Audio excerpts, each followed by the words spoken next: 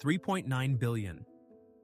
That is the forecast by 2041 for the number of people who may live in a household where the primary income has been impacted by artificial intelligence and the other 7 convergence forces.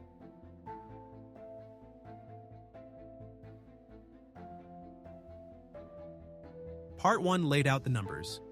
800 million to 1.1 billion jobs at risk by 2041. 3.9 billion people affected when families are included. Roughly 1 in 3 humans on Earth. Those numbers are already in motion. Part 2 is about what individuals, companies, and governments can actually do about it, and why the most popular response may be the wrong one. We could jump straight to tactics, learn this tool, update your CV, pivot your career. But here is what matters even more. You cannot hand someone a career roadmap while they are psychologically drowning. A knowledge worker replaced by artificial intelligence does not just lose income, they lose identity. The job category itself may cease to exist. There is no wait for recovery.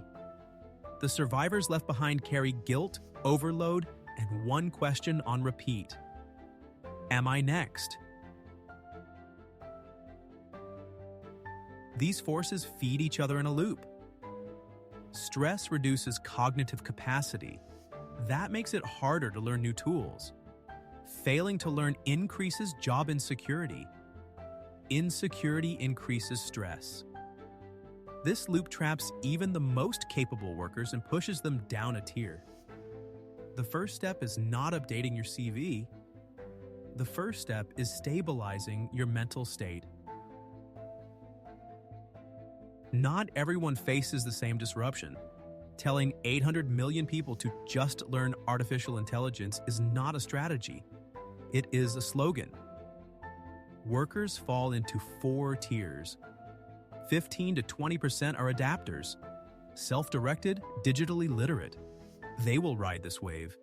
30 to 40% are capable but need structured support to make the transition. 25 to 30% face limited options and need systemic help. And 15 to 20% work in roles where human presence itself is the value. They are not being displaced. They are becoming more essential. Your employment type determines how hard this hits. Salaried workers get a warning, severance, possibly retraining. There is a buffer. Self-employed workers get none of that. Just a slow fade. Rates drop, projects shrink, clients stop calling, and by the time you see the pattern, months of income are gone. Gig workers have no negotiating power at all. The platform is the employer, and the platform is deploying the automation. Do not wait for your employer to retrain you. Here is the part that can hit hard. Most companies will not retrain you. They will replace you. A growth company earning 100 million targets 200 million and retrains its people. That happens sometimes. But the far more common path is the margin company. Same 100 million with half the workforce. Cutting headcount shows up on the balance sheet this quarter. Growing revenue takes years and carries risk. Shareholders reward the cut. Competitors follow. The retraining program quietly shrinks. The numbers break down by sector, and the scale is staggering. Manufacturing faces the largest exposure, 170 to 230 million roles at risk. Transport and logistics, 110 to 150 million. Professional services, 100 to 130 million. Retail and hospitality, 90 to 130 million. Agriculture, 90 to 120 million. Finance, insurance, and legal, 80 to 100 million. Even information technology itself, 40 to 55 million roles at risk from the tools it created. So here's the counterplan. 5 principles. Starting now. 1. Retrain before the axe falls.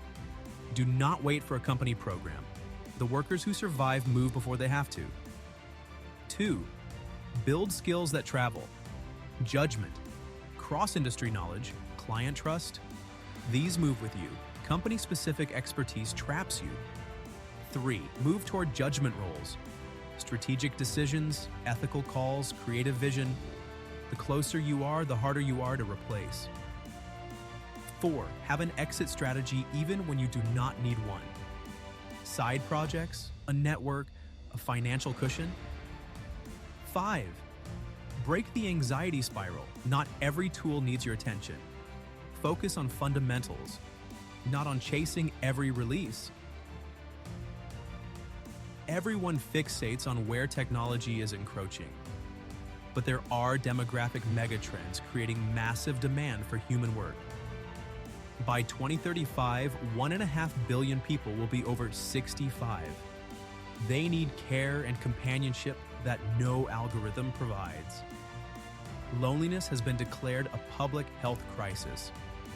The more efficient technology makes the world, the more isolated it becomes. Real human connection is becoming premium. Climate adaptation, local food systems, mental health support, all physical, local, judgment-intensive, all growing. Position yourself where human demand is growing, not where technology is encroaching.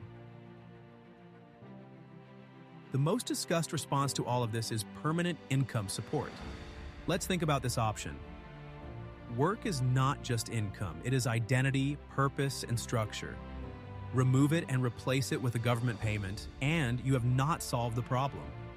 You have swept it under the rug. Children model what they see. A household where the parent shifts from provider to recipient changes the family dynamic fundamentally.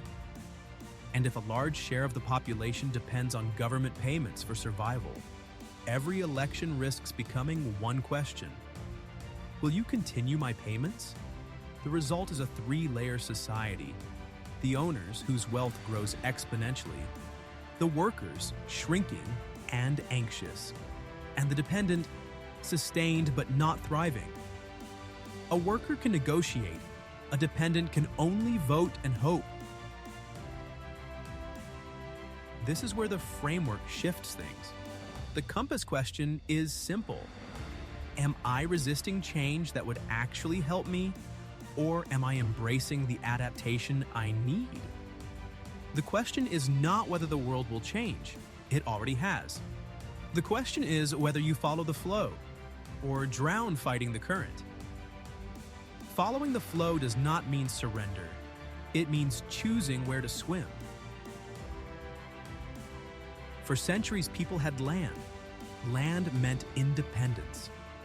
Regardless of what empires or markets decided, industrialization pulled people off the land and into factories.